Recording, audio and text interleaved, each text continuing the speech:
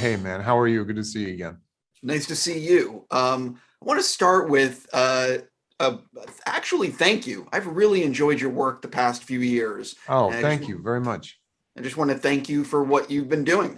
It's really been entertaining to watch. Thank you very, very much. That means a lot. Thank you. I like throwing some curveballs at the beginning. If Okay. someone has actually never seen anything that you've done, what's the first thing you want them to watch? Oh, that is a curveball. I don't know. I don't know that. Uh, I don't know. I'm proud of different things for different reasons. I loved being on Girls. I loved Patterson. I I don't know why that, that's a, I don't know. That's a hard question to answer. It also kind of implies that they would enjoy it. So or maybe it doesn't, but which would be a big assumption. I don't know. I'll think about it maybe at the end though. Sure. You have hosted SNL three times, and all three episodes have been fantastic. Oh, I'm thank you. I'm wondering, what do I need to do to get you to do more SNL? Because the episodes have just been so good. I mean, if it ever works out, I love doing it, and it's really fun. And the writers there are really incredible, and Lauren is great. So whenever if the stars align, I'm always down to do it. I will now. I have an answer to the first one.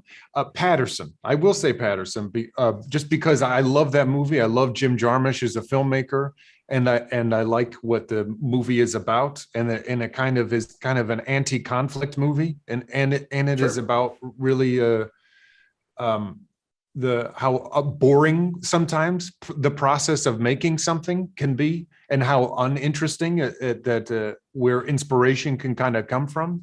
And I'm always fascinated by movies myself that have a very strong theme about process, because I hate it so much. I don't I'm so impatient that as soon as we start, I want it to be over with, and I want the end result. But just because of everything has to have a process, that I'm always grateful that I went through it. So I that might be a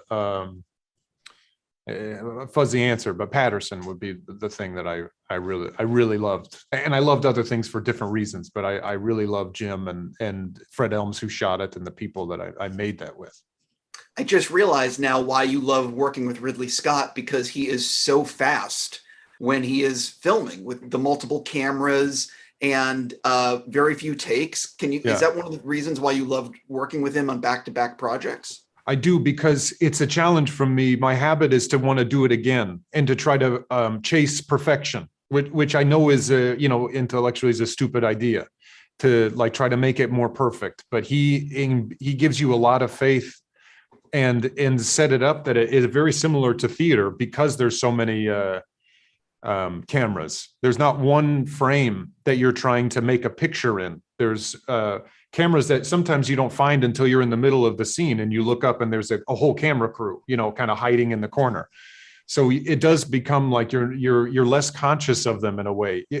Which seems counterintuitive. You'd think the more cameras, the more conscious you are. But he gives you incredible freedom and faith, and he's incredibly prepared. He's been doing it so long that he doesn't sweat small stuff. If actors come in and want to change his plan, he just rolls with it, and still is humble and hilarious. I mean, I could go on. There's a million reasons, other than that his process is so different than mine, that I find it really refreshing. And after you work with him, you do kind of go on to other sets, and we're like, we're wasting so much time and money, you know.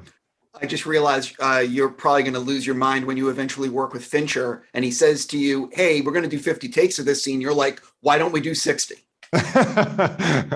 No. I mean, there's value in that too. I just finished another movie with Noah Baumbach, and Noah likes to do a lot of takes. He likes to chase a perfect take, and we'll do it a lot, and there's value in that too. There's no similar to acting. There's a lot of great actors in this.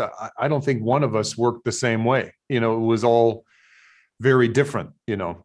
and there's information, and not one way is better or worse. It's just that's one of the luxuries of getting to work with different people who are very singular in how they like to work. Yeah, I've spoken to so many actors and filmmakers, and it's amazing the differences in approach to the craft and how it all gets to the same place. Yeah, yeah, which is also infuriating sometimes. That's what makes it, I think, interesting to keep exploring, because sometimes you feel like you're feeling it and no one is feeling anything because it's not for you. Eventually it's for an audience. You're just kind of you're a conduit, and then sometimes you are feeling it and it actually is coming across, and sometimes the opposite is true. So you feel less prepared. It comes, there's no rhyme or reason. You can do the things you can and be available, know your lines and things like that, but it always comes down to this like weird mystery that no one can really articulate. 100%. I am curious what it was like for you seeing Jared the first time in the makeup and the way he was going to look in the film. And did he actually try to play a trick on you, like stand next to you and you're like, who is this guy? No, he did that with Al. He was next to Al and talking to him, and like I think Al got really scared and was going to call, well, not scared, but he was going to call security because he's like, how did this guy just get in here? And it was actually Jared. Jared, I saw from a distance, and obviously, like everyone who saw the first images or poster, I didn't recognize him, and that's how I met him. I didn't really see him as himself until we've been doing that press stuff. Obviously, you share the screen with Lady Gaga a lot, and you guys have some fantastic scenes. What was it actually like seeing her? Because her accent is so good and she gives her everything to the role. What was it like actually working with her and watching her commitment to this performance? It's working with an actor, a great actor who's prepared and is willing to kind of take advantage of the time and make sure that there's no stone unturned. So in that sense, it's easy because really great actors make it easy for you. They've done their work, they're prepared, and they have to be willing to throw it all away, in service of, this is all been said by a million times, but it's true. You throw it all away when you're actually doing the scene. And she has all of that. She has an obviously presence and a total awareness of where she is in her body. So it's kind of like easy is my simple answer, because she is an easy person to act across from, because she's giving you so much. So in that sense, it was great. It was great. And I had a great time when we were shooting it. And I feel like you can feel it in the movie where, where you start seeing, we shot mostly in order, but not so much. But you see our relationship grow, and it's so much what's not on the page. It's us both being willing, her being willing to, put it all aside and play the scenes, so it was great. I loved it. I have to stop there. Thank you so much for your time. All and right, again, thank you. Thank you for your work. Thanks a lot. Thank you.